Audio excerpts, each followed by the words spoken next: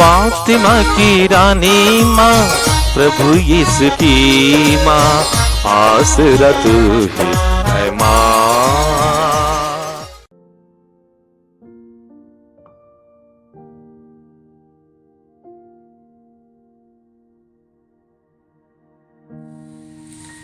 पहला पाठ नबी यिर्मयाह का ग्रंथ, अध्याय 18, पद संख्याएं 18 से 20 तक। उन्होंने कहा, आओ हम यिर्मयाह के विरुद्ध षड्यंत्र रचे। पुरोहितों से शिक्षा मिलती रहती है, बुद्धिमानों से सत्य परामर्श और नबियों से भविष्यवाणी। आओ हम उस पर झूठा आरोप लगाएं, हम उसकी किसी भी बात पर ध्यान ना दें। हे प्रभु, तू मेरी पुकार सुन, तू मेरा विलाप पर ध्यान दे। क्या भलाई के बदले में बुराई करना उचित है? उन्होंने तो मेरे लिए गर्त खोदा है। याद कर कि उनके पक्ष में बोलने और उन पर से तेरा क्रोध दूर करने के लिए मैं तेरे सामने खड़ा रहा। प्रभु की वाणी। ईश्वर को धन्यवाद। भजन अनुवाक्य। हे प्रभु, तू दया सागर है, मुझे बचाने की कृपा कर। हे प्रभु, तू दया सागर है, मुझे बचाने की कृपा कर। उन्होंने मेरे लिए जो जाल बिछाया है, तू मुझे उससे छुड़ा, क्योंकि तू ही मेरा सहारा है। मैं अपनी आत्मा को तेरे हाथों सौंप देता हूँ। हे प्रभु, तू ही मेरा उद्धार करेगा। अनुवाक्य। हे प्रभु, तू दया सागर है, मुझे बचाने की कृपा कर। हे प्रभु, तू दया सागर है, मुझे बचाने की कृपा कर। मैं लोगों की निंदा सुनता रहता हूँ, मैं चारों ओर आंतक से घिरा हुआ हूँ। वे मेरे विरुद्ध षड्यंत्र रचते हैं, वे मुझे मार डालना चाहते हैं। अनुवाक्य। हे प्रभु, तू दया सागर है, मुझे बचाने की कृपा कर। हे प्रभु, तू दया सागर है, मुझे बचाने की कृपा कर। हे प्रभु, तुझ पर ही मेरा भरोसा है। मैंने कहा, तू ही मेरा ईश्वर है, तेरे ही हाथों मेरा भाग्य है। शत्रु और अत्याचारियों से मुझे बचा। अनुवाक्य। हे प्रभु, तू दया सागर है, मुझे बचाने की कृपा कर। हे प्रभु, तू दया सागर है, मुझे बचाने की कृपा कर। जय घोष। प्रभु कहते हैं, संसार की ज्योति मैं हूँ। जो मेरा अनुसरण करता है, उसे जीवन की ज्योति प्राप्त होगी। प्रभु आप लोगों के साथ हो और आपकी आत्मा के साथ। संत मत्ती के अनुसार पवित्र सुसमाचार। हे प्रभु, तेरी महिमा हो।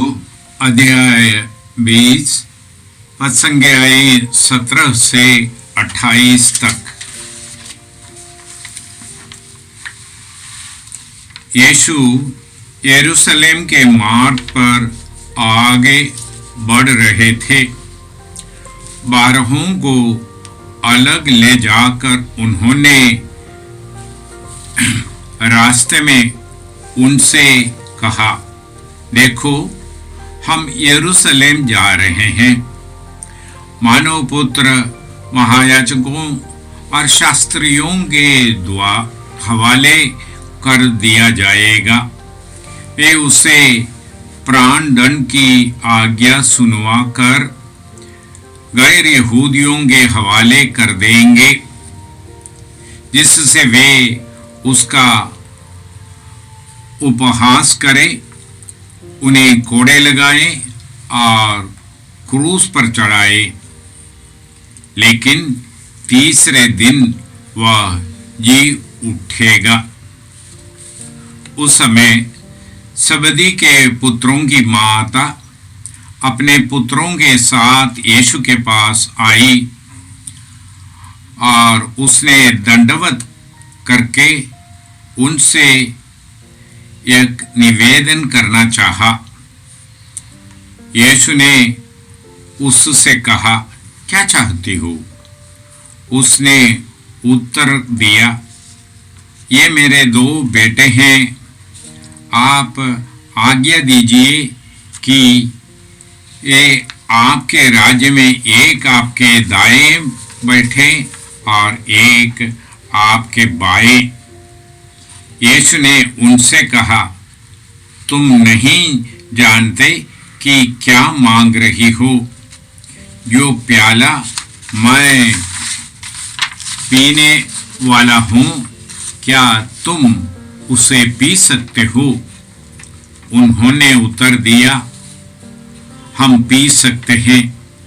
इस पर यीशु ने उससे कहा, मेरा प्याला तो तुम पीओगे, किंतु तुम्हें अपने दाएं या बाएं बैठने देने का अधिकार मेरा नहीं है।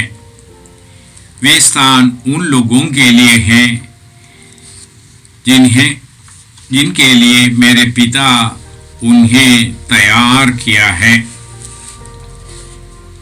जब 10 प्रेरितों को यह मालूम हुआ तो वे दोनों भाइयों पर क्रुद्ध हो गए। यीशु ने अपने शिष्यों को अपने पास बुलाकर कहा, तुम जानते हो कि संसार के अधिपति अपने प्रजा पर निरंकुश शासन करते हैं और सत्ताधारी लोगों पर अधिकार जताते हैं। तुम में ऐसी बात नहीं होगी। जो तुम लोगों में सबसे बड़ा होना चाहे वह तुम्हारा सेवक बने, और तुम में जो प्रधान होना चाहे वह तुम्हारा दास बने। क्योंकि मानव पुत्र भी अपनी सेवा कराने नहीं बल्कि सेवा करने तथा बहुतों के लिए उद्धार के लिए अपने प्राण देने के लिए आया है। यह प्रभु का पवित्र सुसमाचार है। हे क्रिस्त, तेरी स्तुति हो। जब भी हम सुसमाचार में ये पढ़ते हैं, यरूशलेम के ओर जा रहे थे, ये उल्लेख उस बात की है कि जब यीशु जानते थे यरूशलेम में उनके लिए क्या क्या घटित होने वाले, महायाजकों, प्रधान याजकों और शास्त्रियों द्वारा टुकराए जाना, मार डाल दिया जाना, ये सबको स्वीकार करते हुए वो दुख भोग की राह पर यीशु चलने की। आज के सुसमाचार में हम लोग सुनते हैं यीशु 12 को बुलाकर ये समझाया कि उनके गुरु को अपमान सहना पड़ेगा, निंदाएं सहनी पड़ेगी, घोर कष्ट पीड़ा सहकर मरना पड़ेगा, परंतु मृत्यु जीवन का समाप्ति नहीं है। तीसरे दिन वे जी उठेंगे। परंतु शिष्य ये तीसरे दिन की जी उठने की बात नहीं समझे। न कल आज के सुसमाचार के जिक्र में यीशु के रूपांतरण के बाद में भी हम लोग ये जिक्र सुनते हैं, परंतु शिष्य समझ नहीं पाए। अर्थात ये धार्मिक आचरण को और गहराई से समझाते हुए यीशु आज के सुसमाचार के अंत में कहते हैं, मानव पुत्र भी सेवा कराने नहीं, सेवा करने और दूसरे के उद्धार के लिए अपने को निछावर करने आए। आज के सुसमाचार में हम जबदी के पुत्रों की माता को यीशु के पास आकर यीशु से कहते हुए सुनते हैं कि एक पुत्र को बाएं और दूसरे को दाएं। ये माने उनके समाचार समझ में ये यीशु अपने राज्य में आएंगे तो महिमा मंडित होकर आएंगे। वो यीशु के आने के बारे में यहूदी लोगों के मन में जो विचार था कि यहूदी अपने साम्राज्य फिर स्थापित करेंगे, परंतु वो सब धारणा को शुद्ध करते हुए यीशु कह रहे हैं, शिष्यों को बताया, मैं महिमा के लिए नहीं आया, मुझे ठुकराया जाएगा, मैं मार डाल दिया जाएगा, मुझे क्रूस मरण मेरे इंतजार कर रही है, परंतु वो सब पर मैं विजय पाऊंगा, मैं पुनर्जीवित होऊंगा, मैं एक अलग प्रकार के राज्य की स्थापना करूंगा जहां ईश्वर का राज्य, ईश्वर की महिमा, जैसे ईश्वर की महिमा स्वर्ग में है वैसे पृथ्वी पर भी। ये महिमा क्या है? यीशु फिर से अपने को प्रकट कर रहा है, बता रहे हैं, मानव पुत्र भी सेवा कराने नहीं सेवा करने आया, बहुतों के उद्धार के लिए अपने को समर्पित करने आया। ये महिमा, ये यहूदी लोग नहीं समझ पाए। बाद में आने वाले धर्माचार्यों को भी बता रहे, धर्माचरण धार्मिक स्थान अधिकार जताने के लिए नहीं है। आज के सुसमाचार में प्रभु ने कहा, सत्ताधारी लोगों पर अपने आप को जताते हैं, पर तुम में ऐसा नहीं होगा।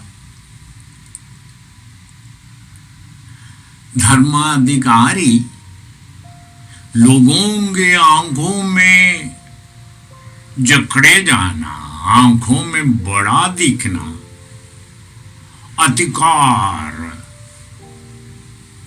ये ईश्वरीय कृपा की नहीं। यीशु के साथ बपतिस्मा लेने के मतलब, जैसे आज शिष्यों को पूछा गया, मुझे एक प्याला पीना है, क्या तुम पी सकते हो? यीशु के साथ मरकर जी उठने का अर्थ ही ईश्वरीय प्रेम अपने में अनुभव करते हुए बाकी लोगों की सेवा करना, बाकी लोगों की सुविधा के लिए अपने आप को अर्पित करना, बलि बन जाना, त्याग बन जाना, ये धर्माधिकार। निंदाएं सहे, कष्ट झेले, अपमानित हुए, हर प्रकार की सारी कुछ को सह लेकर दूसरों की कल्याण चाहना, दूसरे लोगों के उद्धार चाहना, ये आज के सुसमाचार में बताते हैं। और यीशु अपने शिष्यों को जब कहते हैं, तुम अपने प्रतिदिन का क्रूस उठाकर मेरे पीछे हो लो, ये बताने के अर्थ हैं यीशु के जैसे बनना।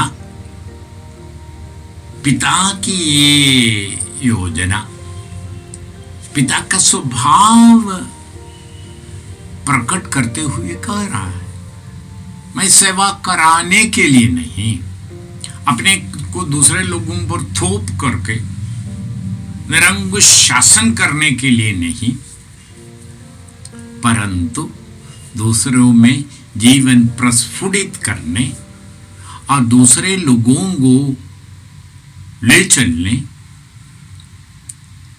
दूसरे लोगों के लिए प्रेरणा और प्राण देने वाले बन जाना। ये आज समस्त संसार में फैली सभा को भी लक्ष्य प्रदान कर रहा है।